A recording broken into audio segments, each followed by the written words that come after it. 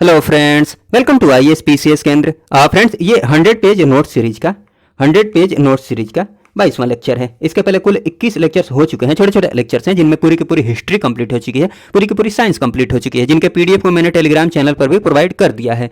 तो अगर आपने पिछला वाला वीडियोज नहीं देखा है तो डिस्क्रिप्शन बॉक्स में लिंक दिया हुआ है, आप जाकर उन वीडियोज को भी जरूर देख सकते हैं।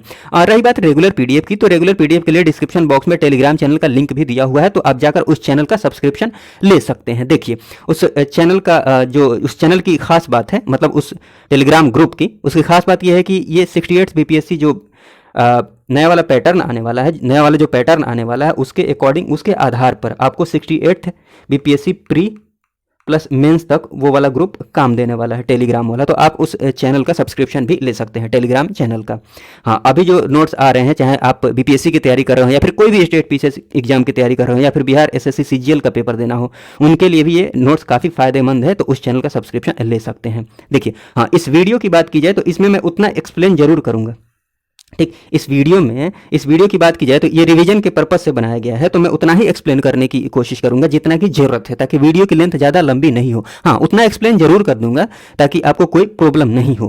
ठीक है, तो चलिए बिना किसी देरी के इस वीडियो को शुरू करते हैं। हाँ, अगर आपको डीप में नॉलेज चाहिए तो इसके पैरेलल में एक बैच चल रहा है, नचिकेता बैच, वहां पर चीज़ों को डिटेल्स में डिस्कस किया जा रहा है, तो आप उन वीडियोज़ को भी जरूर देख सकते हैं डीप में नॉलेज के लिए। ठीक है, चलिए इसमें बात करते हैं पॉलिटी की, इसके बाद ज्योग्राफी की भी बात करेंगे। पॉलिटी बहुत जल्दी पॉलिटी समाप्त हो जाएगी। देखिए, पॉलिटी की बात की जाए तो सबसे पहले बात करते हैं भारत का संवैधानिक विकास, और भारत का संवैधानिक विकास कैसे हुआ, ये सारी चीज़ें मैं बता चुका हूँ। यहाँ पर बस उतना ही बात करेंगे जितना की जरूरत है, एग्जाम पर्सपेक्टिव से बात करेंगे। ठीक है, भारत का जो संवैधानिक विकास हुआ, तो भारत के संवैधानिक विकास को दो भागों में बांटकर हम देख सकते हैं। एक तो कंपनी के हेतु, कंपनी के अंतर्गत जो भी एक्ट आए, कंपनी के अंतर्गत जो भी कानून पास किए गए, जो भी एक्ट्स आए, जो भी अधिनियम आए, उनको देख लेते हैं। और दूसरे भाग में देख लेंगे ब्रिटिश क्राउन के अंतर्गत, ब्रिटिश ताज के अंतर्गत जो भी एक्ट पारित हुए, जो भी अधिनियम आए, उनको देख लेते हैं। एक एक करके सारी चीज़ों को देखते हैं। हाँ, ये ऐसे दो पार्ट में क्यों बांट के देख रहे हैं? कंपनी के अंतर्गत कानून है, इसका क्या मतलब है? ब्रिटिश ताज के अंतर्गत ये एक्ट आए, कानून आए, इसका क्या मतलब? ये सारी चीज़ें मैं बता चुका हूँ पहले, उसको एक्सप्लेन करने की यहाँ जरूरत नहीं है। देखिए, यहाँ से बात करना शुरू करते हैं। हाँ, मोटा मोटी ये जान सकते हैं कंपनी का जो शासन रहा ना, डायरेक्टली या इनडायरेक्टली, वो कब तक रहा? 1773 से। नहीं, शासन पहले से रहा, मतलब इस एक्ट की बात कर रहा हूँ। इनके लिए जो एक्ट आया 1773 से लेकर 1853 तक एक्ट आया। किनके लिए? कंपनी के लिए। ये डायरेक्टली भारत पर शासन कर रहे थे या फिर इनडायरेक्टली, ठीक। लेकिन कब तक आया? 1853 तक आया। उसके बाद क्या होता है? 1858 में, 1857 की क्रांति के बाद 1858 में पूरा का पूरा शासन, पूर्ण रूप से पूरा का पूरा शासन किसके हाथ में ले लिया जाता है? क्राउन के हाथ में ले लिया जाता है। ब्रिटिश क्राउन जो है ना, ब्रिटिश ताज है, वो अपने हाथ में ले लेती है पूरा का पूरा शासन 1857 की क्रांति के बाद। ठीक, तो मोटा मोटी ये मैंने चीज़ें आपको बता दी हैं। आइए हम एक्ट के बारे में जानते हैं। देखिए, कंपनी के अंतर्गत जो भी एक्ट आए, जो भी अधिनियम आए, उसमें सबसे पहले बात करते हैं रेगुलेटिंग एक्ट 1773। रेगुलेटिंग एक्ट 1773 के अंतर्गत क्या किया जाता है? मद्रास और बम्बई प्रेसिडेंसी को कलकत्ता प्रेसिडेंसी के अधीन कर दिया जाता है। लेकिन जो इंपॉर्टेंट बात है इसमें ध्यान रखने वाली, वो ये कि बंगाल का जो गवर्नर होता है ना, उसको क्या बना दिया जाता है? बंगाल का गवर्नर जनरल। ये जरूर ध्यान रखिएगा, बंगाल का जो गवर्नर होता है उसको बना दिया जाता है बंगाल का गवर्नर जनरल। और पहला गवर्नर जनरल जो होता है वो कौन होता है? Warren Hastings. हाँ, बंगाल का पहला जो गवर्नर था वो कौन था? Robert Clive. लेकिन गवर्नर जनरल की बात की जाए तो वो कौन था? Warren Hastings. ये हिस्ट्री में भी आप देखेंगे, हिस्ट्री वाला वीडियो जरूर देख लीजिएगा, वहां पर चीज़ों को मैंने काफ़ी अच्छे ढंग से बताया है, लेकिन यहाँ पर भी मैं बता दे रहा हूँ। ठीक, इन चीज़ों को ध्यान रखिएगा। हाँ, इसमें ये तो ध्यान रखिएगा। और इसके बाद ये बहुत इंपॉर्टेंट है कि सर्वप्रथम सर्वोच्च न्यायालय की स्थापना होती है इस एक्ट के तहत, 1773 एक्ट के तहत सर्वोच्च न्यायालय की स्थापना होती है। कब? 1774 में। 1773 एक्ट के तहत 1774 में सर्वोच्च न्यायालय की स्थापना होती है। कहाँ पर? कोलकाता में। ठीक है, और यहाँ जो प्रथम मुख्य न्यायाधीश बनते हैं वो कौन बनते हैं? प्रथम मुख्य न्यायाधीश इंपॉर्टेंट है, sir Elijah Impey. Sir Elijah Impey, ये ध्यान रखिएगा। ठीक है, हाँ, ये भी ध्यान रख सकते हैं कि कंपनी के कर्मचारियों को निजी व्यापार करने तथा भारतीयों से उपहार लेने से प्रतिबंधित कर दिया गया। ठीक, पिट्स इंडिया एक्ट की बात की जाए 1784 में पिट्स इंडिया एक्ट, तो ये आप डेट याद रखिएगा कि पिट्स इंडिया एक्ट कब लाया गया था, तो 1784 में। डेट इंपॉर्टेंट है।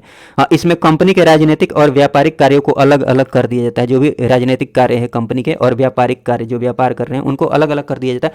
ये इसका मतलब क्या है राजनीतिक व्यापारिक, ये सारी चीज़ें मैं बता चुका हूँ। यहाँ पर उतना जरूरी नहीं है एक्सप्लेन करना, ठीक है। जो इंपॉर्टेंट है उन पर मैं फोकस करूंगा इसमें। हाँ, सरकारी नियंत्रण में वृद्धि कर दी जाती है, नियंत्रण बोर्ड का गठन किया जाता है, बोर्ड ऑफ कंट्रोल का, ठीक। कंपनी के व्यापार में अहस्तक्षेप की नीति अपनाई जाती है। ये बहुत इंपॉर्टेंट नहीं है ये वाला पिट्स इंडिया एक्ट, खाली आप डेट ध्यान रखिएगा इसमें। हाँ, यहाँ पर देखिए चार्टर एक्ट 1793, यहाँ पर भी आपको बस कंपनी के अधिकारों को 20 वर्ष के लिए और बढ़ा दिया जाता है। लेकिन आपको जो इंपॉर्टेंट बात है ध्यान रखने वाली, इसमें तो आप जान चुके हैं कि रेगुलेटिंग एक्ट में क्या ध्यान रखना है। ये ध्यान में रखिएगा कि बंगाल के गवर्नर को बंगाल के गवर्नर जनरल बना दिया जाता है। और दूसरा ये ध्यान रखिएगा सर्वोच्च न्यायालय की स्थापना होती है 1774 में कोलकाता में, जिसके प्रथम मुख्य न्यायाधीश कौन बनते हैं, एलिजा इम्पे। वो दो बातें इंपॉर्टेंट है। पिट्स इंडिया एक्ट में खाली डेट भी याद रखेंगे तो काम चलेगा। चार्टर एक्ट की बात की जाए 1793 में आता है, 20 वर्ष के लिए कंपनी के अधिकारों को बढ़ा दिया जाता है। लेकिन ये उतना इंपॉर्टेंट नहीं, इंपॉर्टेंट ये है, ये इंपॉर्टेंट है, ये ध्यान रखिएगा। चार्टर एक्ट 1813 की बात की जाए, चार्टर एक्ट 1813, देखिए एक एक बातों को मैंने अच्छे से एक्सप्लेन किया है। जो नचिकेता बैच वाला वीडियो है ना, उसमें इन सारी बातों को एक एक बात को डिटेल्स में एक्सप्लेन करके बताया है, ठीक। ये वीडियो की लेंथ यहाँ ज़्यादा लंबी हो जाएगी। जिनको डिटेल्स में नॉलेज चाहिए उन वीडियोज़ को जरूर जाकर देख सकते हैं, मैं बार बार बोल रहा हूँ, ठीक है। तो कोई चीज़ ना समझ में आए तो वहाँ पर देख सकते हैं। हाँ, यहाँ पर मैं उन चीज़ों को जरूर बता दूंगा जो एग्जाम के लिए इंपॉर्टेंट है। एग्जाम पर्सपेक्टिव से इन चीज़ों को देख रहे हैं हम, रिवीजन का पर्पस से ना देख रहे हैं इस वीडियो को, आप समझ पा रहे होंगे। हाँ, चार्टर एक्ट 1813 की बात की जाए, 1813 ये ध्यान रखिएगा। इसमें होता क्या है, प्रथम बार शिक्षा पर खर्च करने का प्रावधान लाया जाता है। पहली बार शिक्षा पर खर्च करने का प्रावधान, भारतीयों पर खर्च करने का, और प्रतिवर्ष कितने रुपए खर्च करने का प्रावधान लाया जाता है, 1 लाख रुपए। इंपॉर्टेंट है, याद रखिएगा, 1 लाख रुपए, ठीक। चार्टर एक्ट 1813 में ये बात ध्यान में रखिएगा। उसके बाद क्या ध्यान रखना है आपको कि कंपनी का जो व्यापारिक एकाधिकार था कि भारत में केवल ईस्ट इंडिया कंपनी ही व्यापार कर सकती है, इस एकाधिकार को समाप्त कर दिया जाता है। अब कोई भी आकर यहाँ पर व्यापार कर सकता है ब्रिटेन से, ठीक है। मतलब इनका एकाधिकार समाप्त कर दिया जाता है। हाँ, इनको एकाधिकार किस में छोड़ दिया जाता है कि हाँ इस पर बस अभी ईस्ट इंडिया कंपनी ही इस पर व्यापार करेगी, चाय और चीन के साथ व्यापार को छोड़कर। समझ पा रहे होंगे आप, मतलब कंपनी के व्यापारिक एकाधिकार को समाप्त कर दिया जाता है, किसको छोड़कर, चाय और चीनी बोल रहा हूं मैं, चीन के साथ, चाय और चीन के साथ व्यापार को छोड़कर, ठीक है। ध्यान रखिएगा, ये दोनों जिसको हाईलाइट किया है वो बहुत इंपॉर्टेंट है। फिर ये भी ध्यान रखिएगा, हाईलाइट नहीं किया है मैंने बट ध्यान रखिएगा, ईसाई मिशनरियों को छूट दे दी जाती है इस एक्ट के तहत कि भारत में आकर ईसाई धर्म का प्रचार कर सकते हैं। ईसाई मिशनरियों को छूट 1813 एक्ट के तहत। आगे बात करते हैं चार्टर एक्ट 1833 देख रहे हैं 20-20 साल बाद आ रहा है, 1793, 13, ठीक, 33। हाँ, इसमें कंपनी के सारे वाणिज्यिक अधिकार समाप्त कर दिए जाते हैं। पहले तो एक अधिकार समाप्त किया गया था लेकिन चाय और चीन को छोड़कर, लेकिन 33 वाले में क्या किया जाता है कि सभी वाणिज्यिक अधिकार समाप्त कर दिया जाता है। केवल राजनीतिक कार्य करने का प्रावधान रहता है इनको कि कंपनी बस राजनीतिक कार्य देखेगी, ठीक है। बंगाल का जो गवर्नर जनरल है, बंगाल का गवर्नर जनरल अब क्या बन जाता है, ये इंपॉर्टेंट है, भारत का गवर्नर जनरल, ठीक है। पहले बंगाल का गवर्नर क्या बनता है 1773 एक्ट के तहत, बंगाल का गवर्नर जनरल, ठीक है। और 1833 में क्या होता है, जो बंगाल का गवर्नर जनरल है उसको क्या बना दिया जाता है, भारत का गवर्नर जनरल, ठीक है। और प्रथम गवर्नर जनरल कौन बनता है, लॉर्ड विलियम बेंटिक, याद रखिएगा। कानून बनाने के लिए गवर्नर जनरल की परिषद में एक विधि सदस्य को सम्मिलित किया जाता है और पहला विधि सदस्य कौन होता है, लॉर्ड मैकाले, ठीक। तो ये ध्यान रख सकते हैं। इसमें जो इंपॉर्टेंट है वो ये है, एक ये। उसके बाद बात की जाए चार्टर एक्ट 1833, तो इसमें सिविल सेवकों की भर्ती एवं चयन हेतु खुली प्रतियोगिता का शुभारंभ हो जाता है, ठीक, स्टार्ट हो जाता है। सिविल सेवक जो भी आईसीएस की परीक्षा होती है ना, आईसीएस की परीक्षा को स्टार्ट कर दिया जाता है। सिविल सेवकों की भर्ती हेतु चयन हेतु खुली प्रतियोगिता का शुभारंभ कर दिया जाता है 1853 एक्ट के तहत। हाँ, विधायी शक्तियों को कार्यपालिका से अलग कर दिया जाता है और कोर्ट ऑफ डायरेक्टर की, ये इंपॉर्टेंट नहीं है, आप पढ़ सकते हैं, कोर्ट ऑफ डायरेक्टर की संख्या जो है 24 से घटाकर 18 कर दी जाती है, ठीक है ना। और 6 सदस्य क्राउन द्वारा मनोनीत किए जाते हैं, बस ये आप पढ़ सकते हैं। उसके बाद बात की जाए, हाँ ये सारी बातें मैं बता चुका हूँ कि उसके पहले क्या होता था। यहाँ पर मान लीजिए यहाँ प्रतियोगिता की शुरुआत कर दी जाती है कि एग्जाम होगा, अब परीक्षा होगी। इसके पहले क्या होता था, सिविल सेवकों की भर्ती कैसे होती थी, ये सारी बातें मैंने बताई हैं। ब्रिटिश ताज के अंतर्गत पारित अधिनियम को अब देख लेते हैं। देखिए ब्रिटिश ताज के अंतर्गत जो पारित अधिनियम है, ये ब्रिटिश ताज के अंतर्गत क्यों आ जाता है, भारत शासन 1857 की क्रांति के बाद अब लगता है ब्रिटिश ताज को कि कंपनी से शासन नहीं चल पाएगा, तो वो डायरेक्ट अपने हाथ में शासन ले लेती है ब्रिटिश ताज, ठीक है। तो ब्रिटिश ताज किसके अधीन आ जाता है, सॉरी भारत का शासन किसके अधीन आ जाता है, ब्रिटिश ताज के अधीन, डायरेक्ट कंपनी से लेकर, ठीक है। तो भारत का शासन जो है ना कौन सा एक्ट आता है? भारत शासन अधिनियम 1858। इसी एक्ट के तहत भारत का शासन जो है ब्रिटिश ताज के अधीन आ जाता है कंपनी से छीन कर। ठीक, आप समझ पा रहे होंगे। उसके बाद भारत का जो गवर्नर जनरल है, ये इंपॉर्टेंट है, गवर्नर जनरल है उसको क्या बना दिया जाता है? वायसराय। और प्रथम वायसराय कौन होता है? Lord Canning. ये इंपॉर्टेंट है, ध्यान रखिएगा। बाकी ये भी देख सकते हैं, भारत सचिव के पद का सृजन होता है यहाँ पर। भारत सचिव के पद का सृजन होता है किसकी जगह पर? बोर्ड ऑफ डायरेक्टर एवं बोर्ड ऑफ कंट्रोल के स्थान पर। इंपॉर्टेंट ये है कि भारत सचिव के पद का यहाँ पर सृजन होता है। और फिर बात की जाए भारत शासन अधिनियम, भारत परिषद अधिनियम, उसके बाद ये कंपनी जो ब्रिटिश ताज है उसके अधीन ही सारे एक्ट जो आए हैं अभी उनको देख रहे हैं। भारत परिषद, कंपनी बोला है मैंने, नहीं, ब्रिटिश ताज के अधीन जो भी एक्ट आए हैं उनको देख रहे हैं। भारत परिषद अधिनियम 1861, तो इसके अंतर्गत क्या किया जाता है? विधानसभा की स्थापना की जाती है। और ये जो इंपॉर्टेंट है, ये थोड़ा सा ध्यान रख लीजिएगा कि वायसराय को अध्यादेश जारी करने की शक्ति मिलती है इसी एक्ट के तहत, 1861 एक्ट के तहत अध्यादेश जारी करने की शक्ति मिल जाती है। विधानमंडल, देखिए अभी भी तो क्या होता है, संसद का कार्य नहीं चल रहा है, ठीक है, तो राष्ट्रपति क्या कर सकता है? अध्यादेश जारी कर सकता है। ठीक वैसे ही अध्यादेश जारी करके मतलब कानून बना सकता है, एक एक्ट पारित कर सकता है अध्यादेश के रूप में। वैसे ही उस टाइम में भी था कि वायसराय अध्यादेश जारी कर सकता है, जो कब तक वैलिड रहेगा? 6 माह तक। उसके बाद बात की जाए कानून बनाने की प्रक्रिया में ना भारतीय प्रतिनिधियों को शामिल करने की शुरुआत कर दी जाती है यहाँ पर इस एक्ट के तहत। उसके बाद देख लेते हैं नेक्स्ट एक्ट क्या है? 1892 का एक्ट, भारत परिषद अधिनियम 1892। इसमें निर्वाचन पद्धति का आरंभ किया जाता है। ठीक है, हाँ, केंद्रीय विधान परिषद के भारतीय सदस्यों को, केंद्रीय विधान परिषद के जो भारतीय सदस्य हैं उनको वार्षिक बजट पर बहस करने का अधिकार मिल जाता है इस एक्ट के तहत। ठीक, थोड़ा सा ध्यान रखिएगा, प्रश्न पूछने का अधिकार मिल जाता है, लेकिन मतदान करने का अधिकार नहीं मिलता है उनको। ठीक है ना, उसमें जो बहस होती है, ये मैं बता चुका हूँ, केंद्रीय विधान परिषद में भारतीयों को वार्षिक बजट पर बहस करने का अधिकार मिल जाता है, बट मतदान करने का अधिकार नहीं मिलता है। हाँ, प्रश्न पूछने का भी अधिकार मिल जाता है। तो ये सारी चीज़ें देख लीजिएगा। फिर बात करते हैं भारत परिषद अधिनियम 1909 की। इसको मार्ले मिंटो सुधार भी बोलते हैं, मार्ले मिंटो सुधार। ठीक, उस समय ये मिंटो कौन था? उस समय वायसराय था, और मार्ले कौन था? भारत सचिव था उस टाइम। ठीक है, तो भारतीयों को विधि निर्माण तथा प्रशासन दोनों में प्रतिनिधित्व, ये सारी चीज़ें पढ़ लीजिएगा, जो इंपॉर्टेंट हैं उनको मैंने हाईलाइट किया है। वायसराय की कार्यकारी परिषद में पहली बार भारतीय शामिल होते हैं, कार्यकारी परिषद में पहली बार भारतीय शामिल होते हैं, और प्रथम भारतीय कौन होता है? सत्येंद्र प्रसाद सिन्हा। हाँ, लेकिन इसमें जो इंपॉर्टेंट बात ध्यान रखने वाली है वो ये है कि सांप्रदायिक प्रतिनिधित्व का प्रावधान किया जाता है। ठीक, और सबसे पहले किसका प्रावधान किया जाता है? मुस्लिमों के लिए पृथक निर्वाचन प्रणाली की शुरुआत की जाती है सांप्रदायिक प्रतिनिधित्व के प्रावधान के आधार पर। ठीक है, मुस्लिमों के लिए पृथक निर्वाचन प्रणाली की, मतलब यहाँ से फूट डालो और राज करो वाली कॉन्सेप्ट को आगे प्रमोट किया जाता है, नीति को अपनाया जाता है। ठीक है, धर्म के आधार पर, आगे जाति के आधार पर भी तोड़ने का ये प्रयास करेंगे। देखिए, तो ये आप ध्यान रखिएगा कि सांप्रदायिक प्रतिनिधित्व का प्रावधान किया जाता है, यहीं से शुरुआत होती है। मुस्लिमों के लिए पृथक निर्वाचन प्रणाली की शुरुआत की जाती है सांप्रदायिक प्रतिनिधित्व के आधार पर। कब? मार्ले मिंटो सुधार के तहत 1909, डेट याद रखिएगा। फिर हाँ, ये भी ध्यान रख लीजिएगा, गांधी जी ने इसके बारे में क्या बोला था 1909 के बारे में। इस एक्ट ने हमारा सर्वनाश कर दिया। फिर देखिए, भारत शासन अधिनियम 1919 की बात की जाए तो इसे मॉन्टेग्यू चेम्सफोर्ड बोलते हैं। उस समय लॉर्ड चेम्सफोर्ड वायसराय था, और मॉन्टेग्यू कौन? भारत सचिव। ठीक, भारत सचिव के पद पर। देखिए, इसमें क्या हुआ? पहली बार प्रत्यक्ष चुनाव प्रणाली की शुरुआत हुई। देखिए, केंद्र में द्विसदनीय व्यवस्था, ठीक, द्विसदनीय व्यवस्था की शुरुआत थी। द्विसदनीय कहने का मतलब जैसे अभी कैसे है उच्च सदन निम्न सदन, वैसे ही। और नाम वाम का है, ये सारी चीज़ें मैं बता चुका हूँ, उतना इंपॉर्टेंट नहीं है जानने के लिए। हाँ, डिटेल्स में जानना चाहते हैं आप तो आप उन वीडियोज़ को देख सकते हैं।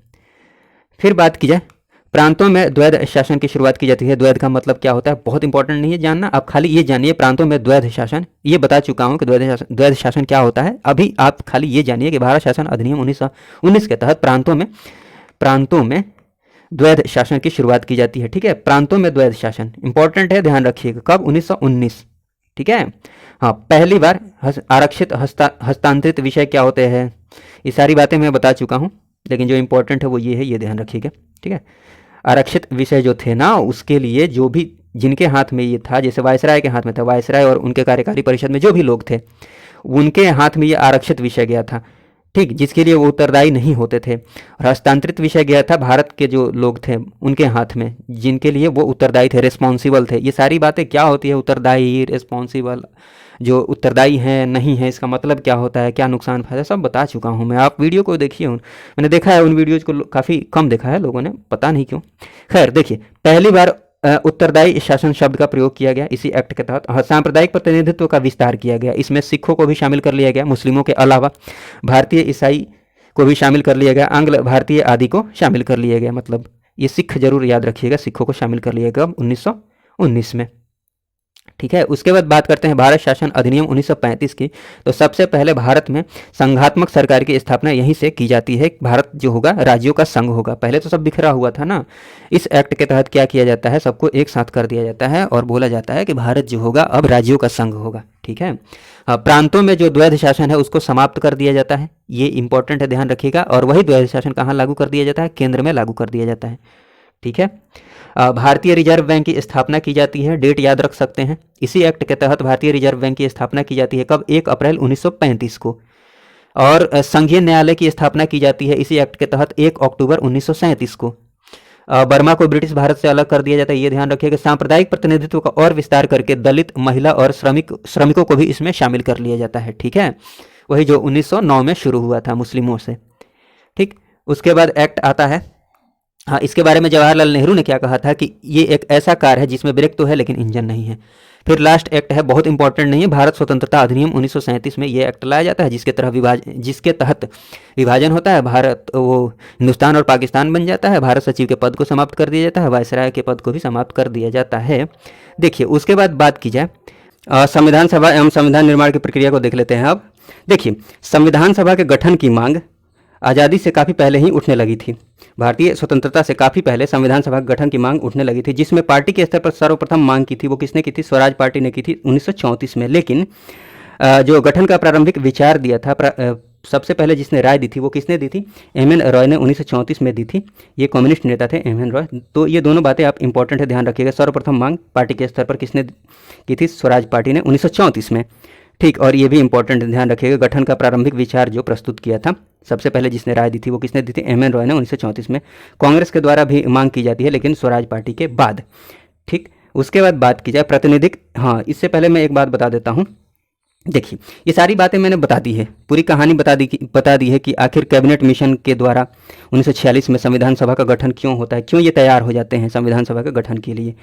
लेकिन वो जानना अभी बहुत इंपॉर्टेंट नहीं है, लेकिन ये जरूर आप जान लीजिएगा कि निर्वाचित संविधान सभा द्वारा भारत के संविधान निर्माण का सर्वप्रथम जो प्रस्ताव रखा था, मतलब कि संविधान सभा का गठन जो होगा वह निर्वाचन प्रक्रिया द्वारा होगा, इसका प्रस्ताव सर्वप्रथम किसने रखा था, क्रिप्स मिशन ने रखा था 1942 में, कि संविधान सभा का जो गठन होगा वो किस प्रक्रिया द्वारा होगा, निर्वाचन के द्वारा होगा।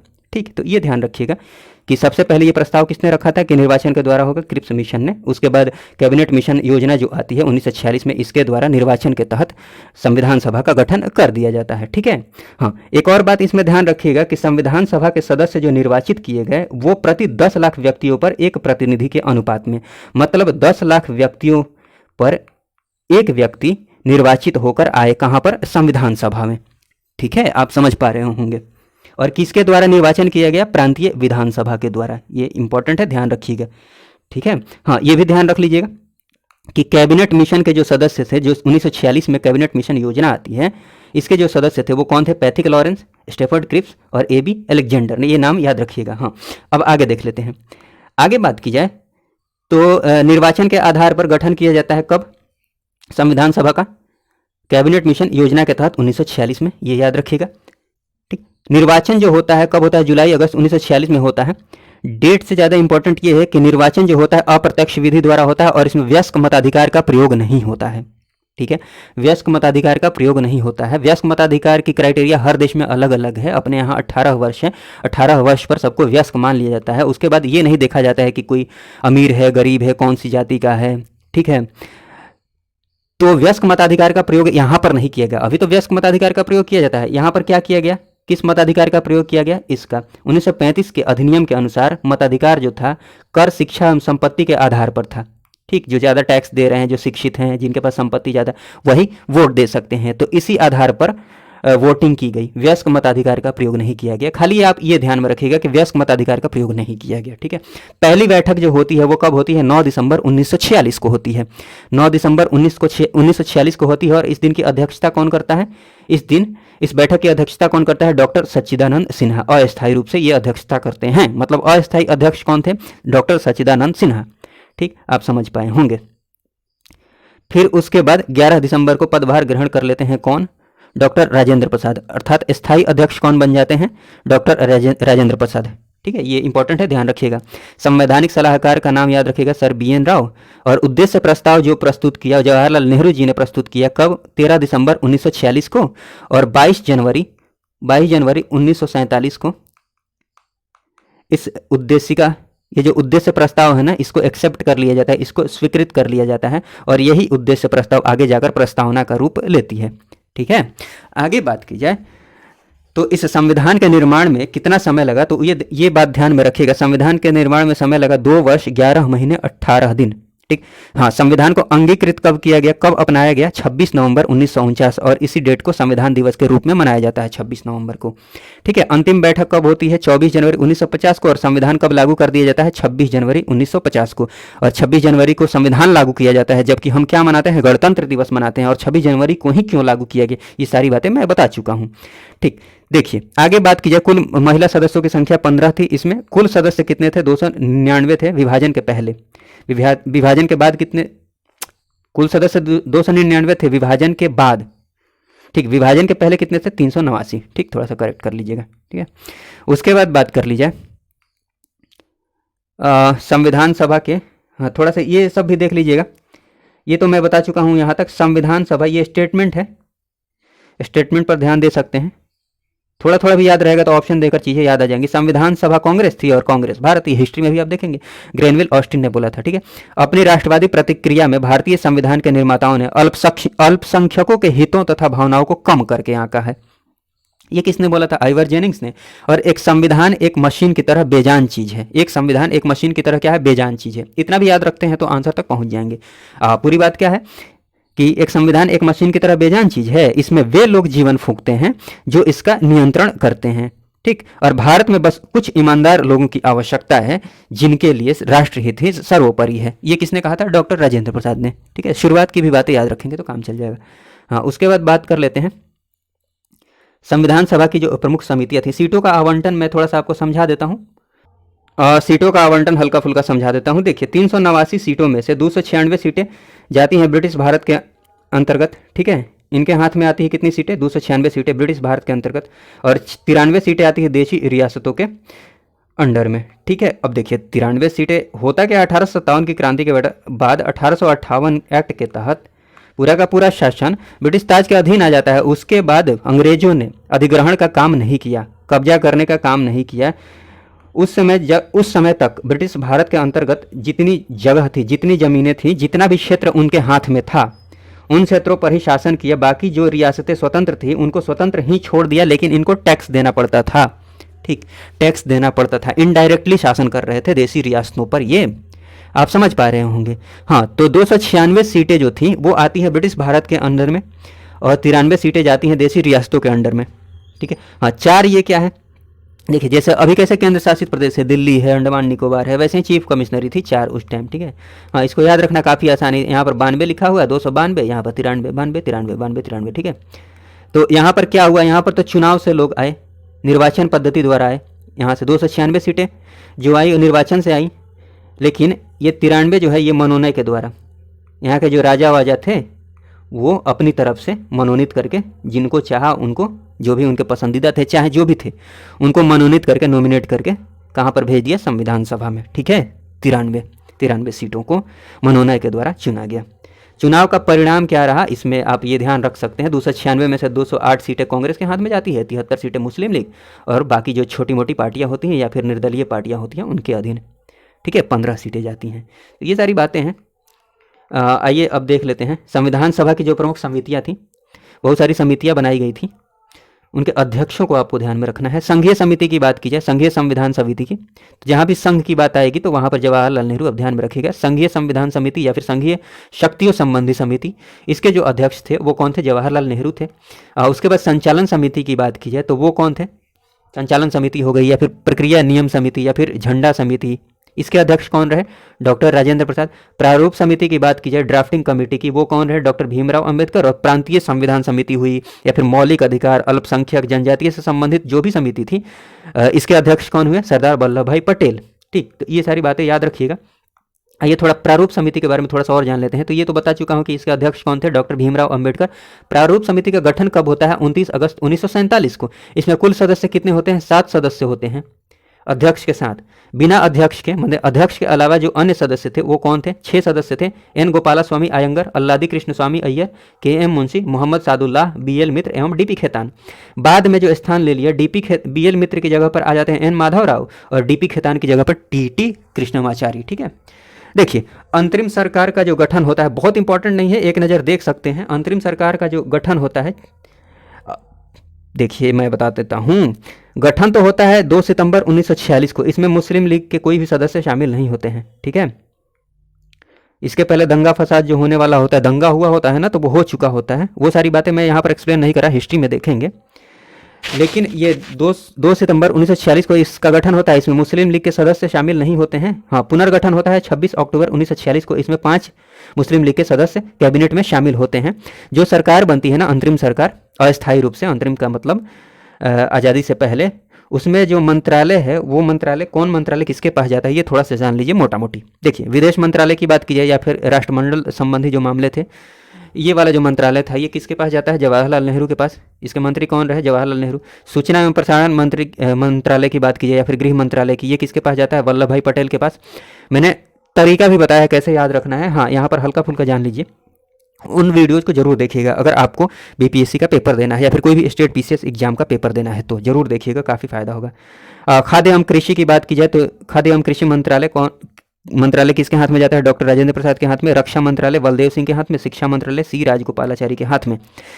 वित्त विभाग की बात की जाए तो ये किसके हाथ में? लियाकत अली के हाथ में। श्रम की बात की जाए तो जगजीवन राम, और उद्योग एवं आपूर्ति की बात की जाए तो जॉन मथाई के हाथ में। ठीक है, उसके बाद बात कर लेते हैं हम संविधान के जो स्रोत रहे हैं, सोर्सेज ऑफ द कॉन्स्टिट्यूशन। ये आंतरिक और बाह्य दोनों रहे हैं, लेकिन आपको देखिए आंतरिक में बात की जाए तो भारत शासन अधिनियम आंतरिक हो जाएगा, क्योंकि भारत पर शासन करने के लिए ही अंग्रेजों द्वारा ये एक्ट लाया गया था, और इस एक्ट के तहत बहुत सारे प्रावधान लाए गए थे। और आपको ये बात ध्यान में रखनी चाहिए कि भारत शासन अधिनियम के तहत जो भी प्रावधान लाए गए थे, उसमें से मैक्सिमम पार्ट हमारा जो संविधान बनकर तैयार हुआ उसमें एज इट इज ले लिया गया है। मतलब लगभग 395 अनुच्छेद में से 250 अनुच्छेद तो भारत शासन अधिनियम से ही ले लिए गए हैं। ठीक, लेकिन ये याद नहीं रखना है कि कौन कौन से अनुच्छेद लिए गए हैं। आपको ये ध्यान रखना है कि भारत शासन अधिनियम से मैक्सिमम पार्ट लिया गया है, भारत के संविधान में अधिकांशतः भाग लिया गया है। एग्जाम्पल के रूप में संघीय तंत्र, राज्यपाल का कार्यालय, न्यायपालिका, लोक सेवा आयोग जो होता है, लोक सेवा आयोग जो है ना संवैधानिक पद, संवैधानिक ये संगठन है जिसके तहत अखिल भारतीय सेवाओं का चयन होता है, IAS, IPS, ये सब चीज़ें आप जानते हैं। लेकिन आपको जो विशेष रूप से चीज़ें ध्यान में रखनी है कि मैक्सिमम पार्ट कहाँ से लिया गया है? भारत शासन अधिनियम 1935 से। ठीक, इसको blueprint of India, Indian constitution इसीलिए कहा जाता है।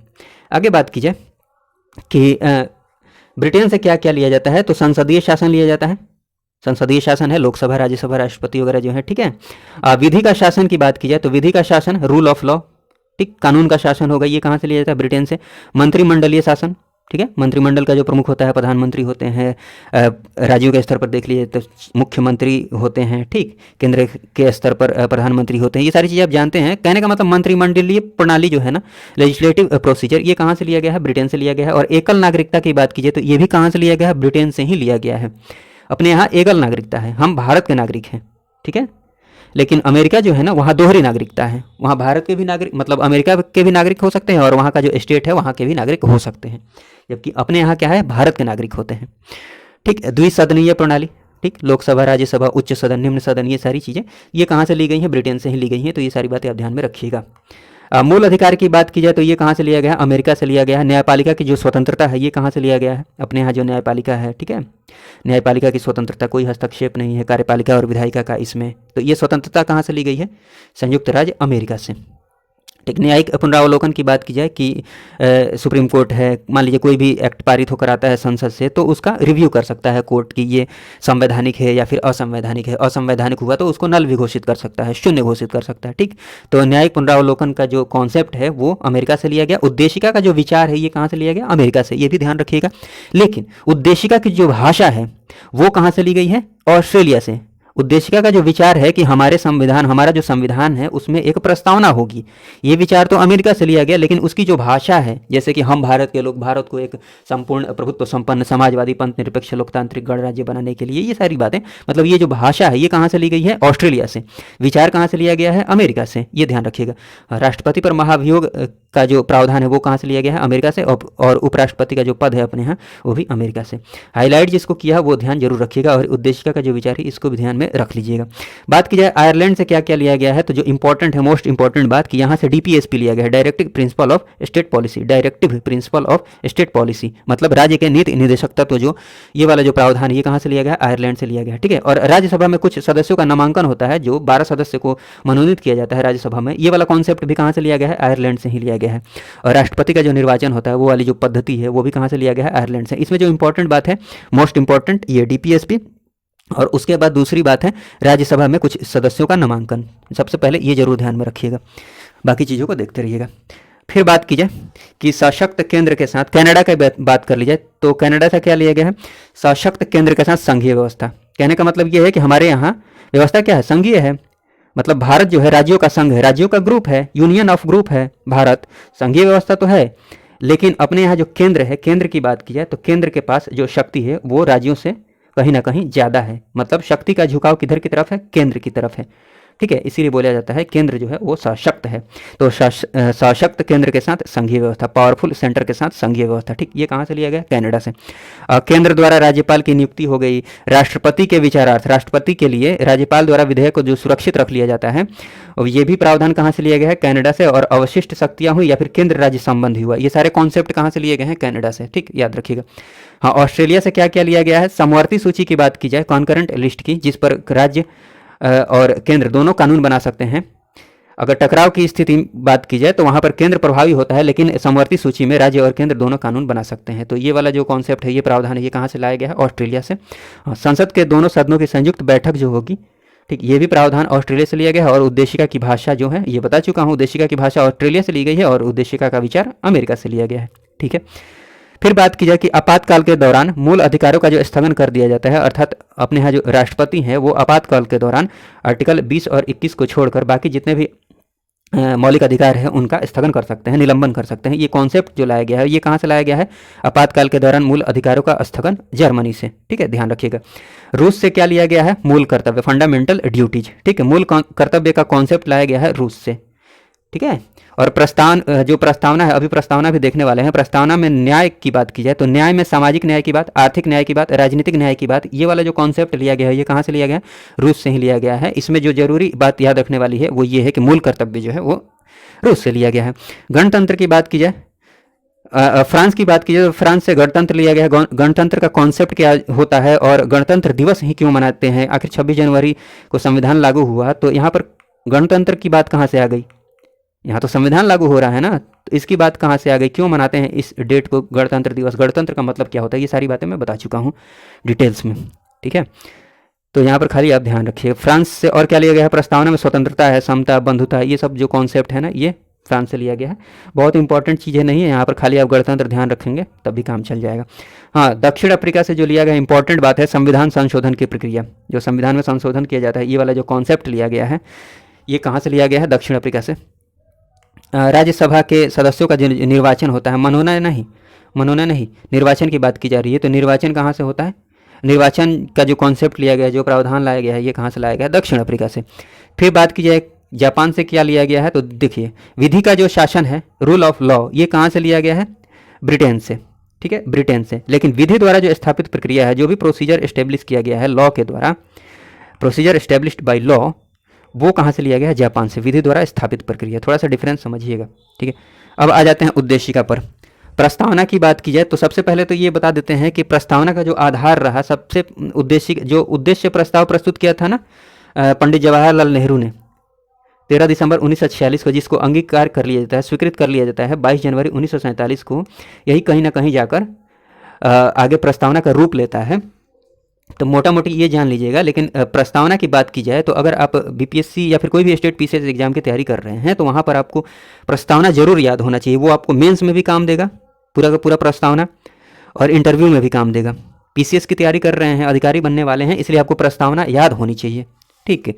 लेकिन उसमें जो मेन बातें हैं उसको मैं बताने जा रहा हूँ एग्जाम पर्सपेक्टिव से, जो पीटी एग्जाम होगा, ठीक है, प्रारंभिक परीक्षा, उसके लिए। लेकिन प्रस्तावना आपको याद होनी चाहिए। जिससे प्रस्तावना है ना कि हम भारत के लोग भारत को एक संपूर्ण प्रभुत्व संपन्न समाजवादी पंथ निरपेक्ष लोकतांत्रिक गणराज्य बनाने के लिए तथा उसके समस्त नागरिकों को क्या सामाजिक, आर्थिक और राजनीतिक न्याय, ठीक है, विचार, अभिव्यक्ति, विश्वास, धर्म और उपासना की स्वतंत्रता, प्रतिष्ठा और अवसर की समता प्राप्त कराने के लिए तथा उन सब में व्यक्ति की गरिमा और राष्ट्र की एकता और अखंडता सुनिश्चित करने वाली बंधुता बढ़ाने के लिए दृढ़ संकल्पित होकर हम इस संविधान सभा में आज तारीख 26 नवंबर 1949 को, ठीक है ना, इत्ता द्वारा इस संविधान को अंगीकृत, अधिनियमित और आत्मार्पित करते हैं। ये है प्रस्तावना। हाँ, उनमें जो मेन बातें थी वो सबको मैं उन सबको दिखा रहा हूँ यहाँ पर, पेशेंस रखिए थोड़ा सा। देखिए, प्रस्तावना की बात की जाए या फिर उद्देशिका की बात की जाए तो इसके जो विषय वस्तु रहे, विषय वस्तु में सबसे पहले जो भी मूल तत्व रहे, ये सारे मूल तत्व हैं ये सब। हाँ, इसमें इसकी जो प्रकृति रही है वो कैसी रही है प्रस्तावना की, कि संपूर्ण प्रभुत्व संपन्न होगा हमारा देश। प्रस्तावना क्या बोलता है कि संपूर्ण प्रभुत्व संपन्न, ये सारी चीज़ें मैं काफ़ी अच्छे से एक्सप्लेन कर रहा हूँ। उन वीडियोज़ को जरूर देखिएगा जो मैं बार बार बोल रहा हूँ। डिटेल्स में नचिकेता बैच में चीज़ों को डिटेल्स में डिस्कस किया जा रहा है, तो वहाँ पर देखिएगा तो आपको काफ़ी मज़ा आ जाएगा। हालांकि आपको खाली यहाँ पर वर्ड पर ध्यान देना है, जो भी कीवर्ड है थोड़ा थोड़ा समझाने की कोशिश करता हूँ कि इसकी प्रकृति कैसी है। अगर प्रस्तावना से बात की जाए तो प्रकृति कैसी है, संपूर्ण प्रभुत्व संपन्न होगा भारत। प्रस्तावना के संविधान के हिसाब से प्रस्तावना क्या बताता है, जो संविधान है पूरा का पूरा संविधान है उसका सार ही तो है। उसी के बारे में तो एक बस उद्देशिका में प्रस्तावना में पता चल जाता है कि हमारे भारत का संविधान आखिर बोलता क्या है, ठीक, आइडिया लग जाता है। आप मेंस की आंसर राइटिंग लिखेंगे, मेंस की आंसर राइटिंग करेंगे, बीपीएससी हो या फिर कोई भी पीसीएस एग्जाम हो, चाहे आईएएस की एग्जाम हो, वहाँ पर भूमिका में भी तो यही लिखते हैं ना। भूमिका से पता चल जाता है कि आखिर आप आंसर में क्या लिखने वाले हैं। प्रस्तावना भी वही है, प्रस्तावना से पता चल जाता है कि संविधान में क्या है, कौन कौन सी बातें हैं। तो संविधान से ही देखा जाए, जो प्रस्तावना से ही देखा जाए तो संविधान क्या बोलती है, संविधान में क्या कहा गया है, नेचर क्या है कि संपूर्ण प्रभुत्व संपन्न होगा। भारत की बात की जाए तो संपूर्ण प्रभुत्व संपन्न का मतलब क्या हुआ भाई, मतलब हमारे ऊपर किसी का शासन नहीं होगा। हम अपना जो निर्णय है वो स्वतंत्र रूप से ले सकते हैं। बाहरी निर्णय मतलब बाहरी कोई दबाव नहीं रहेगा, बाहर से किसी का हस्तक्षेप नहीं रहेगा। चाहे बाहरी निर्णय हो चाहे आंतरिक निर्णय हो, सब हम अपने अनुसार स्वतंत्र रूप से ले सकते हैं। जैसे बात की जाए जब हम गुलाम थे, मतलब स्वतंत्र नहीं हुआ था भारत, उस समय अंग्रेजों ने भारत को द्वितीय विश्व युद्ध में धकेल दिया था। तो उस समय हमारे पास हमारा प्रभुत्व नहीं था, प्रभुत्व संपन्न नहीं थे हम, इसीलिए तो ढकेल दिया था ना। आप समझ पा रहे होंगे। लेकिन अभी ऐसा कोई नहीं कर सकता है, ठीक है। ये सारी बातें हैं। तो नेचर कैसी रही है कि प्रभुत्व संपन्न होगा, समाजवादी होगा। समाजवाद जो यहाँ चाइना में है, अपने यहाँ का समाजवाद है, इसमें डिफरेंस क्या है, ये सारी चीज़ें मैं बता रहा हूँ। वहाँ जरूर देखिएगा, यहाँ पर खाली वर्ड में बता रहा हूँ, ठीक है। तो प्रभुत्व संपन्न हो गया, समाजवादी, पंथ निरपेक्ष होगा, ठीक है। संविधान क्या बोलता है, अपना देश जो होगा पंथ निरपेक्ष होगा, मतलब राज्य का कोई पंथ नहीं होगा, धर्म नहीं होगा, धर्म निरपेक्ष होगा, पंथ निरपेक्ष होगा। पंथ निरपेक्ष और धर्म निरपेक्ष में माइनर सा डिफरेंस है, ठीक है। लेकिन यहाँ पर आप वर्ड पर ध्यान दीजिए। और हमारा जो गणराज्य होगा वो कैसा होगा, लोकतांत्रिक होगा। ये सारी बातें बताता है संविधान। हाँ, उद्देश्य क्या है इस संविधान का, प्रस्तावना में क्या बोलता है, इस संविधान का उद्देश्य क्या है। उद्देश्य ये है न्याय की व्यवस्था करना। किस किस तरह की न्याय, सामाजिक न्याय, कोई छोटा बड़ा नहीं, ठीक। जाति धर्म मतलब जाति धर्म में भेदभाव नहीं हो, धर्म में भेदभाव नहीं हो, सामाजिक समानता हो, ठीक है ना। आर्थिक रूप से मतलब आर्थिक अवसर, सबको कमाने खाने का समान अवसर प्रदान किया जाए, आर्थिक स्वतंत्रता, आर्थिक न्याय प्रदान की जाए, ठीक है। राजनीतिक न्याय की बात की गई है, मतलब किस किस तरह के न्याय की बात की गई है, सामाजिक की, आर्थिक की, राजनीतिक की। ये नाम जरूर ध्यान रखिएगा। न्याय की बात की गई है, लेकिन किस किस न्याय की, सामाजिक, आर्थिक, राजनीतिक। और स्वतंत्रता में बात की जाए तो विचारों की स्वतंत्रता है, मतलब आप कुछ भी विचार कर सकते हैं, आप अपना विचार रख सकते हैं। अभिव्यक्ति की स्वतंत्रता, अभिव्यक्त कर सकते हैं अपने विचार को, ठीक है, जिसमें भी आपको विश्वास रखना है उसमें विश्वास रख सकते हैं, जो भी धर्म मानना है वो धर्म मान सकते हैं, उपासना कर सकते हैं। तो स्वतंत्रता सबकी है, विचार, अभिव्यक्ति, विश्वास, धर्म और उपासना। मैं जब प्रस्तावना अभी स्टार्टिंग में मैं बोल रहा था उसमें यही सारी बातें तो मैंने की है। स्वतंत्रता किसकी, मैंने बोला था ना कि विचार, अभिव्यक्ति, विश्वास, धर्म और उपासना की स्वतंत्रता, वही सारी बातें तो यहाँ पर लिखी गई हैं। ठीक है, फिर आगे मैंने बोला था ना कि प्रतिष्ठा और अवसर की समता, तो समता, प्रतिष्ठा, सबको बराबर प्रतिष्ठा, किसी की गरिमा को ठेस नहीं पहुंचाना है, सबको समान अवसर प्रदान करना है, बंधुता की बात की गई है, भाईचारे की बात की गई है। ये उद्देश्य है संविधान का, आप समझ पा रहे होंगे, ये सारी बातें हैं। हाँ, उद्देशिका में 42वें संविधान संशोधन के द्वारा 1976 में 42वां संविधान संशोधन होता है। इसके तहत जो शामिल शब्द होते हैं वो कौन कौन से शब्द शामिल किए गए, एक तो समाजवादी, दूसरा पंथ निरपेक्ष और एक अखंडता। ये तीनों बहुत इंपॉर्टेंट है, जरूर ध्यान रखिएगा। समाजवादी, पंथ निरपेक्ष, अखंडता। समाजवादी, पंथ निरपेक्ष और अखंडता शब्द शामिल किए गए 42वें संविधान संशोधन 1976 के तहत। ठीक है, हाँ, अब ये बात ध्यान रख लीजिएगा कि संविधान की आत्मा किसको कहा गया है। प्रस्तावना को संविधान की आत्मा कहा जाता है, लेकिन डॉक्टर भीमराव अंबेडकर ने संविधान की आत्मा किसको कहा है, अनुच्छेद 32 को। संवैधानिक उपचार के तहत अगर आपके मौलिक अधिकार का हनन होता है तो डायरेक्ट आप सुप्रीम कोर्ट जा सकते हैं, ठीक, अनुच्छेद 32 के तहत। तो इसको डॉक्टर भीमराव अंबेडकर ने क्या कहा है, संविधान की आत्मा, अनुच्छेद 32 को। कंफ्यूज नहीं होइएगा, संविधान की आत्मा जनरली किसको कहा जाता है, प्रस्तावना को कहा जाता है, बट बी आर अम्बेडकर की बात की जाए तो संविधान की आत्मा किसको कहा है उन्होंने, अनुच्छेद 32 को। ठीक है, आप समझ पा रहे होंगे। और सारी बातें हैं, मैं आपको दिखा देता हूँ नोट में। संविधान के जो अधिकार का स्रोत है, संविधान के पास जो भी अधिकार आया है, ठीक, संविधान के पास जो भी अधिकार आया है, जो भी संविधान में लिखा गया है वो किसके द्वारा आया है, हम भारत के लोग के द्वारा। मतलब संविधान के अधिकार का जो स्रोत है वो कौन है, हम हैं, हम। ठीक, हमने लोगों को चुनकर भेजा है। समझाता हूं मैं कैसे। हमने लोगों को चुनकर भेजा संविधान सभा में, उस टाइम हम नहीं थे, लेकिन जिन भी लोगों ने इनडायरेक्टली भेजा वहां पर, ठीक है, तो किन्होंने भेजा, लोगों ने ही भेजा।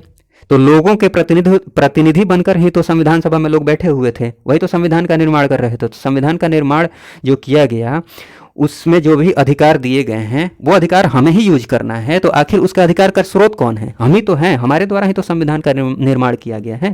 तो इंपॉर्टेंट बात है, अगर क्वेश्चन में पूछा जाए कि संविधान के अधिकार का जो स्रोत है, संविधान के पास जो अधिकार है उसके जो स्रोत हैं, उसका जो सोर्स है वो कौन है, हम भारत के लोग। जब आप पढ़ेंगे प्रस्तावना तो स्टार्टिंग में ही लिखा गया है कि हम भारत के लोग भारत को एक संपूर्ण प्रभुत्व संपन्न समाजवादी, पंथ निरपेक्ष, लोकतांत्रिक गणराज्य बनाने के लिए तथा उसके समस्त नागरिकों को, ठीक, इसमें कौन बोल रहा है, हम भारत के लोग, प्रस्तावना में पढ़िएगा तो, ठीक है, इसलिए आप ध्यान रखिएगा। अब प्रस्तावना की बात की जाए तो प्रस्तावना संविधान का परिचय पत्र है, पालकी वाला ने बोला था। प्रस्तावना देश की राजनीतिक जन्मपत्री है, के.एम. मुंशी ने। ये सब स्टेटमेंट है, थोड़ा ध्यान रख लीजिएगा। प्रस्तावना की प्रकृति न्यायोचित नहीं है। इसका मतलब ये हुआ कि अगर इसकी प्रस्तावना जो है ना, इसकी व्यवस्थाओं में कोई इधर उधर होता है, मतलब मान लीजिए इसमें कोई संशोधन किया जाता है, ठीक, आपको ठीक नहीं लगता है तो इसकी व्यवस्था को आप न्यायालय में चुनौती नहीं दे सकते हैं। जैसे मौलिक अधिकार वाले में डायरेक्ट न्यायालय में चुनौती दे सकते हैं, लेकिन इस वाले में नहीं, इसलिए न्यायोचित नहीं। न्यायोचित और अन्यायोचित, ये सारी चीज़ें काफ़ी अच्छे से समझ में आएंगी जब हम मौलिक अधिकार देखेंगे। मौलिक अधिकार और नीति निर्देशकता, तो वहाँ पर काफ़ी अच्छे से मैं एक्सप्लेन करूँगा। और डिटेल्स वाला जो वीडियो है ना, मतलब नचिकेता बैच वाला जो लेक्चर चल रहे हैं, जो भी उसमें वीडियोज आ रहे हैं उनको देखिए, काफ़ी मज़ा आने वाला है। वहाँ पर हर बात को मैं एक्सप्लेन करता हूँ, ठीक है। तो डिटेल्स में नॉलेज चाहिए तो उन वीडियोज़ को आप ज़रूर देखिए। उसके बाद ये बात कर लीजिए कि प्रस्तावना जो है संविधान का अंग है या नहीं है। तो बेरूबारीवाद 1960 में बोला गया कि प्रस्तावना जो है ना संविधान का अंग नहीं है। इसका क्या मतलब है कि संविधान का अंग है नहीं है, ये जानना बहुत ज़रूरी नहीं है, खाली ये नाम याद रखिएगा। जानना है तो आप जो मैं डिटेल्स में वीडियो बना रहा हूँ उनको जरूर देखिएगा। देखिए, बेरूबारीवाद में बोला जाता है 1960 में कि ये संविधान का अंग नहीं है, लेकिन केशवानंद भारती बनाम केरल राज्यवाद 1973 में बोला जाता है कि ये संविधान का अंग है।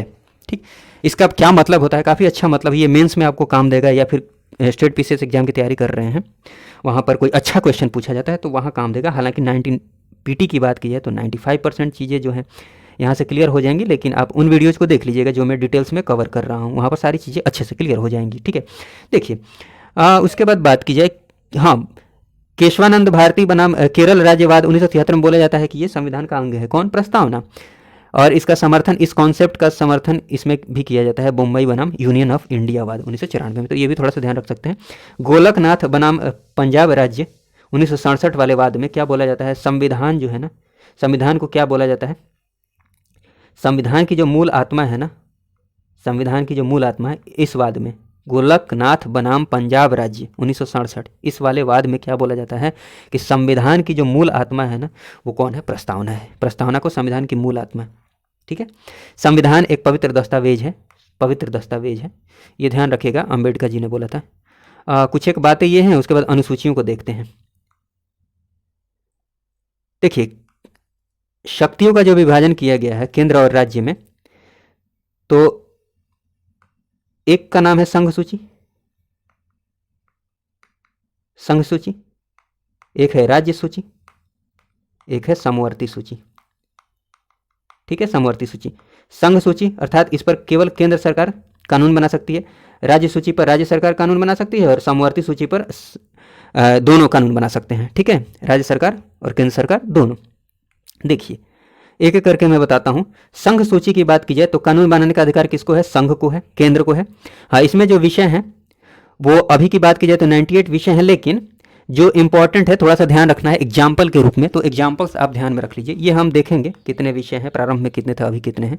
यहाँ पर थोड़ा सा एग्जाम्पल्स देख लेते हैं, जैसे रेडियो और टेलीविजन, शेयर बाजार, डाकघर, बचत, जनगणना, ठीक, जनगणना ध्यान रखिएगा, इंपॉर्टेंट है, बीमा, रक्षा, रेलवे, ठीक, ये सारी बातें ध्यान रखिएगा। ये किसके अंडर में आता है? इस पर जो कानून बना सकता है वो कौन बना सकता है? संघ अर्थात केंद्र, ठीक।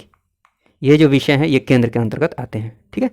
उसके बाद राज्य सूची की बात की जाए तो इसमें कानून बनाने का अधिकार राज्य को है, और इसमें विषय कुछ एग्जाम्पल्स देख लेते हैं कौन कौन से विषय हैं। जैसे पुलिस हो गया, पुलिस जो आती है वो राज्य के अंडर में आती है, पुलिस इस पर कानून बना सकते हैं पुलिस को लेकर, ठीक है। लोक स्वास्थ्य और स्वच्छता, ये इंपॉर्टेंट है, ध्यान रखिएगा, पुलिस, लोक स्वास्थ्य और स्वच्छता, ये राज्य सूची के अंतर्गत आते हैं, ठीक है। उसके बाद इंपॉर्टेंट जो ध्यान में रखने वाली बात है कृषि, ये भी राज्य के अंतर्गत आएंगे। रेलवे पुलिस, ठीक, रेलवे केंद्र के अंतर्गत आएगा रेलवे, लेकिन रेलवे पुलिस की बात की जाए तो ये राज्य के अंतर्गत, ठीक, इसलिए ध्यान रखिएगा। और उसके बाद पंचायती राज, भूमि सुधार, ये सब चीज़ें देख लीजिएगा हल्का फुल्का, ठीक है। कभी एग्जाम्पल में आ जाए कौन केंद्र सूची के विषय में, सॉरी कौन राज्य सूची के अंतर्गत आता है, कौन समवर्ती सूची के अंतर्गत, तो वहाँ पर चीज़ें क्लियर हो जाएंगी। थोड़ा भी बहुत भी आप यहाँ पर एक नज़र देख लेते हैं। तो समवर्ती सूची की बात कर ली जाए तो कानून बनाने का अधिकार दोनों को है, दोनों को है। टकराव की स्थिति में केंद्र प्रभावी होगा, ये सारी बातें बता चुका हूँ। विषय कुछ याद रख लीजिए, आर्थिक योजना हो गया, आपराधिक मामले हो गए, जनसंख्या नियंत्रण और परिवार नियोजन हो गया, शिक्षा, शिक्षा पहले राज्य सूची का विषय था, लेकिन 42वें संविधान संशोधन द्वारा इसको संघ सूची में डाल दिया गया, सॉरी समवर्ती सूची में, ताकि दोनों कानून बना सकते हैं। शिक्षा महत्वपूर्ण विषय है, इसलिए शिक्षा को लाया गया कहाँ पर? समवर्ती सूची में। वन हो गया, दंड प्रक्रिया, विवाह हो गया, तलाक हो गया, विवाह विच्छेद, गोद लेना आदि, ठीक, जानवरों के प्रति क्रूरता की रोकथाम, ये सब विषय समवर्ती सूची के विषय हैं, एग्जाम्पल्स हैं। आइए हम इधर देख लेते हैं अनुसूचियों को, उसके बाद बाकी चीज़ें देखेंगे। अनुसूचियों की बात की जाए तो देखिए, ओहो एक मिनट रुकिएगा, ये बात तो मैं बताना भूल गया आपको, ये थोड़ा सा बता देता हूँ आपको। मूल भारतीय संविधान में स्टार्टिंग में संविधान में कितने भाग थे? 22, लेकिन गणना की दृष्टि से देखा जाए तो अब कितने हो गए हैं? 25। अरे वो ऐसे ऐड कर दिया गया है ना, 9 क 9 ख ग ऐसे करके क ख ग करके, तो वैसे गणना की दृष्टि से कितने भाग हो गए हैं? 22, संशोधन करके, ठीक, तो 22 हो गए हैं, ध्यान रखिएगा। अनुच्छेद पहले 395, अब गणना की दृष्टि से 400 से भी अधिक हो गए हैं, लगभग 400, थोड़ा सा मोटा मोटी ध्यान में रखिएगा। हाँ, अनुसूचियों की बात की जाए तो 8 पहले थे, अब कितने हो गए हैं? 12, ये ध्यान रखिएगा, इंपॉर्टेंट था बताना। अब आइए अनुसूचियों के बारे में थोड़ा सा देख लेते हैं, एक एक करके सारी चीज़ें देखेंगे। अनुसूचियों की बात कीजिए तो देखिए, अनुसूचियाँ हो या फिर भाग हो या फिर अनुच्छेद हो, जो भी हो, वो उनकी जो पहली अनुसूची हो या फिर पहला भाग हो या फिर पहला अनुच्छेद हो, उसमें हर जगह राज्य एवं संघ राज्य की बात की गई है, राज्य एवं संघ राज्य क्षेत्र। यहाँ अनुसूची की बात कर लेते हैं। पहली अनुसूची में क्या बात की गई है? संघ एवं संघ राज्य क्षेत्र, स्टेट्स एंड यूनियन टेरिटरीज, ठीक है, जो केंद्र शासित प्रदेश हैं, इनकी बात की गई है पहली अनुसूची में, ध्यान रखिएगा। दूसरी अनुसूची में जो भी पदाधिकारी हैं, संवैधानिक पद पर जो बैठे हुए हैं, उनके वेतन भत्ते तथा पेंशन का जो प्रावधान है, ठीक, वो किस में किया गया है? दूसरी अनुसूची में, ठीक है। हाँ देखिए, पीसीएस वगैरह की एग्जाम की तैयारी कर रहे हैं तो ये थोड़ा सा नाम भी ध्यान में रख सकते हैं, जैसे कि राज्यपाल, राष्ट्रपति हो गए, लोकसभा विधानसभा के अध्यक्ष उपाध्यक्ष हो गए, राज्यसभा विधान परिषद के सभापति उपसभापति हो गए। देख रहे हैं उपराष्ट्रपति का नाम नहीं लिखा हुआ है, क्योंकि सभापति के रूप में उनको वो ये वेतन मिलता है सभापति के रूप में, राज्यसभा के सभापति के रूप में, ठीक है। सर्वोच्च न्यायालय, उच्च न्यायालय के न्यायाधीश आदि ये सब, ठीक है।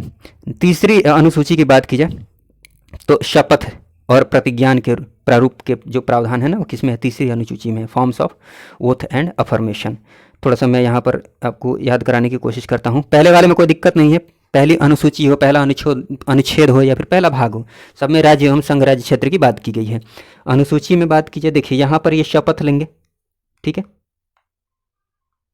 यहाँ पर शपथ ले रहे हैं, तो शपथ लेने से पहले उनका जो वेतन होगा, मान लीजिए यहाँ पर काम करने आ रहे हैं जो भी पदाधिकारी हैं, ऐसे याद रख लीजिए आप, काम करने आ रहे हैं तो पहले उनको पता होना चाहिए ना कि वेतन कितने मिलेंगे, वेतन कितना मिलेगा, वेतन के हिसाब से ही तो वो तैयार होंगे काम करने के लिए। ऐसे आप ध्यान रख लीजिए कि पहले हाँ उनका वेतन डिसाइड हो गया, फिर वो तैयार हो गए हैं कि हम काम करेंगे, और शपथ ले रहे हैं वो कि हाँ हम काम करेंगे ऐसे ऐसे, ठीक है, ऐसे ध्यान रख लीजिए। तो दूसरी में क्या है? वेतन भत्ते, और तीसरी में आ जाइए क्या है? शपथ। शपथ लेंगे इसमें कौन?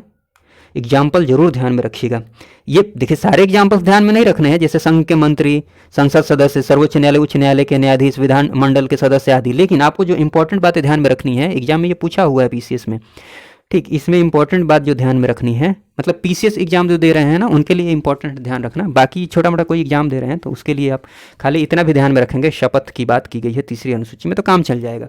लेकिन अच्छे क्वेश्चंस अगर पूछे जाते हैं तो वहाँ पर ये चीज़ें पूछ ली जाएंगी। कहने का मतलब अच्छा क्वेश्चन में ये आपसे पूछा जा सकता है कि तीसरी अनुसूची के अंतर्गत निम्न में से कौन शपथ नहीं लेते हैं, तीसरी अनुसूची के अंतर्गत शपथ नहीं लेते हैं, तो उसमें आप ये नाम बहुत इंपॉर्टेंट है, ध्यान रखिएगा। राष्ट्रपति, उपराष्ट्रपति, राज्यपाल जो है ना तीसरी अनुसूची के अंतर्गत शपथ नहीं लेते हैं, ठीक। कौन लेते हैं ये ना भी ध्यान में रखते हैं, लेकिन जो नहीं लेते हैं वो जरूर ध्यान में रखिएगा। एक दो नाम याद है, एक दो नाम याद कर लेंगे ना, राष्ट्रपति, उपराष्ट्रपति, राज्यपाल, तो काम हो जाएगा, ठीक। तो नहीं वाला याद रख लीजिए आप। चौथी अनुसूची की बात कर ली जाए तो इसमें राज्यसभा में सीटों का आवंटन, ठीक, ये वाला विषय इसमें है। चौथी अनुसूची में राज्यसभा में सीटों का आवंटन, तो ट्रिक से आप ऐसे ध्यान में रख सकते हैं। हालांकि ये और ये अलग अलग चीज़ें हो गई, लेकिन समझने के लिए कि वेतन मिल गया, उसके बाद इन्होंने शपथ ले लिया, अब सीटों का आवंटन होगा, किसको क्या करना है, ये ट्रिक है बस, ठीक। दोनों अलग अलग चीज़ें हैं, खाली ध्यान रखने के लिए मैं ऐसे बता रहा हूँ। हाँ, चौथी अनुसूची में किसकी बात की गई है? राज्यसभा में सीटों का आवंटन, ठीक। तो राज्यसभा में जो भी सीटें मिलती हैं वो राज्य से भी चुनकर आते हैं और संघ राज्य क्षेत्र से भी, ठीक, जहाँ भी विधानसभा है वहाँ से, ठीक। तो कन्फ्यूज नहीं होइएगा कि केवल राज्य से ही आते हैं, नहीं, केंद्र शासित प्रदेश से भी आते हैं, ठीक है। उसके बाद पांचवी अनुसूची की बात की जाए तो अनुसूचित क्षेत्रों और अनुसूचित जनजातियों के प्रशासन, ठीक। अनुसूचित क्षेत्र जो भी हैं, अनुसूचित जनजाति, ठीक है ना, अनुसूचित जाति, अनुसूचित जनजाति, ठीक, के प्रशासन के नियंत्रण के बारे में उपबंध जो किया गया है वो पांचवी अनुसूची में किया गया है। ये थोड़ा सा ध्यान रखिएगा, अनुसूचित की जहाँ भी बात आएगी पांचवी, ठीक। उसके बाद बात की जाए छठी में, असम, मेघालय, त्रिपुरा और मिजोरम के जनजातीय क्षेत्रों के प्रशासन के बारे में उपबंध है। जो पूर्वोत्तर राज्य हैं असम, मेघालय, त्रिपुरा और मिजोरम, AMTM, AMPM आप जानते हैं ना, AMPM, वैसे ही AMTM ध्यान में रख लीजिएगा, AMTM, AMPM, AMTM ऐसे, ठीक है। AM असम, मिजोरम, T से त्रिपुरा, M से मेघालय, ठीक है। सातवीं अनुसूची की बात कीजिए तो सातवीं अनुसूची में आप समवर्ती सूची बार बार देख चुके हैं, इसे आप याद रख लेंगे, 100 से 7, 100 से समवर्ती, ठीक। तो सातवीं अनुसूची में समवर्ती मतलब जितनी भी सूचियां हैं, केंद्र एवं राज्य के मध्य शक्तियों का विभाजन जो किया गया है वो सातवीं सूची के अंतर्गत किया गया है, संघ सूची, राज्य सूची और समवर्ती सूची में, ठीक है। तो समवर्ती सूची से आप याद रख लीजिएगा, चाहे ऐसे याद रख लीजिएगा ना, सूचियों का विभाजन किया गया है। सातवीं अनुसूची है, यहाँ पर सूचियों की बात की जा रही है, तो सूची 100 से सूची, 100 से 7, ऐसे सिंपल, 100 से सूची, 100 से 7। हाँ, उसके बाद ये थोड़ा सा ध्यान रख सकते हैं कि संघ सूची में प्रारंभ में जो विषय थे 97 थे, राज्य सूची के अंतर्गत 96 थे, समवर्ती सूची के अंतर्गत 97 थे, और अभी कितने हो गए हैं ये देख लीजिएगा, 98, 59, 52। समवर्ती सूची 97 पहले, अब 52। भाषाओं की बात की जाए तो आठवीं अनुसूची के अंतर्गत भाषा की बात की गई है। प्रारंभ में 14 भाषाएं थीं, अब संविधान में कितनी भाषाओं को मान्यता दे दी गई है? 52। हाँ, बाद के जो 4 हैं, लेटेस्ट वाले 4, वो कौन कौन से हैं जिनको 52वें संविधान संशोधन 2003 के अंतर्गत जोड़ा गया था? 92वें, 92वें, ठीक है ना, 52वें नहीं, 92, एक मिनट रुकिएगा। तो 2003, थोड़ा सा ये ध्यान रख के ये याद रख लीजिए, बोडो, डोगरी, संथाली और मैथिली को जोड़ा गया है, बाद के ये 4 भाषाएं हैं। 9वीं अनुसूची की बात की जाए तो 8 अनुसूचियाँ पहले से थीं, बाकी संशोधन के द्वारा 9वीं, 10वीं, 11वीं और 12वीं आई हैं। ठीक, तो 9वीं अनुसूची में थोड़ा सा ध्यान रख लीजिएगा, जो भी अधिनियम बने हैं और जो भी रेगुलेशन आए हैं, ठीक है ना, कुछ अधिनियमों और विनियमों का सत्यापन, वैलिडेशन, ये किस में, ये वाला प्रावधान किस में आया है, ये वाला जो विषय है किस में है, 9वीं अनुसूची में है ये, और ये पहले ही संविधान संशोधन में ये लाया गया था। आखिर ये चीज़ें क्या हैं अच्छे से हम देखेंगे किस में, नचिकेता बैच वाले वीडियो में। ठीक, यहाँ पर इसको एक्सप्लेन करने की जरूरत नहीं है। 10वीं अनुसूची की बात की जाए, 52वें संविधान संशोधन 1985 के तहत लाया गया 10वीं अनुसूची को, इसमें दल परिवर्तन के आधार पर अयोग्यता का उपबंध किया गया है। एंटी डिफेक्शन लॉ इसी को बोला जाता है, दल बदल कानून। ठीक, दल परिवर्तन के आधार पर अयोग्य घोषित कर दिया जाएगा। दल परिवर्तन का कॉन्सेप्ट क्या है, क्या क्राइटेरिया है, ये सारी चीज़ें हम बाद में देख लेंगे। ठीक, यहाँ खाली ये जानिए दल परिवर्तन का जो उपबंध है वो किस अनुसूची में है, 10वीं। इंपॉर्टेंट है, बहुत इंपॉर्टेंट है, इसलिए मैंने हाईलाइट किया है।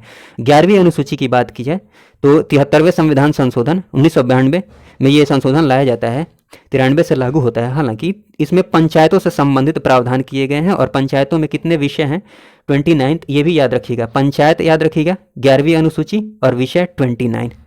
ठीक है, उसके बाद 12वीं अनुसूची की बात कर ली जाए तो 74वां संविधान संशोधन 92 में लाया जाता है। ठीक है, इसमें नगर पालिका की, यहाँ पंचायत की बात की गई है, फिर यहाँ नगर पालिका में आ जाते हैं। तो 11वीं 12वीं आसानी से याद रख सकते हैं। इसमें 29 विषय हैं, यहाँ पर 18 विषय हैं, 9 दूनी 18, 9 3 27। ठीक है, तो ये सारी बातें हैं।